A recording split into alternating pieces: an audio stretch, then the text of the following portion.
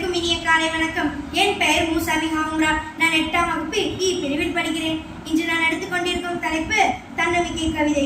தனியாக போராடுகிறேன், வெற்றி கிடைக்குமா என்று வருந்தாதே. நீ தனியாக போராடுவதே வெற்றிதான். வாய்ப்பிற்காக காத்திருக்காதே, உனக்கான வாய்ப்பை நீயே ஏற்படுத்திக்கொள். சுமைகளை கண்டு நீ துவண்டு விடாதே.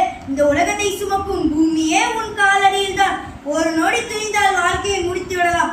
ஆனால் ஒவ்வொரு நொடியும் துணிந்தால் அதே வாழ்க்கையை ஜெயித்து விடலாம். வீழ்வது தவறல்ல, வீழ்ந்து கிடப்பதுதான் தவறு. இன்றைய வழி நாளைய வெற்றி. மெதுவாக சென்றாலும் முன்னேறி செல்பவனுக்கே வெற்றி நிச்சயம். நீங்கள் சூரியனை போல பிரகாசிக்க வேண்டும் என்றால் முதலில் சூரியனை போல எரிய வேண்டும். தொடர்ந்து முயற்சி செய்யுங்கள்.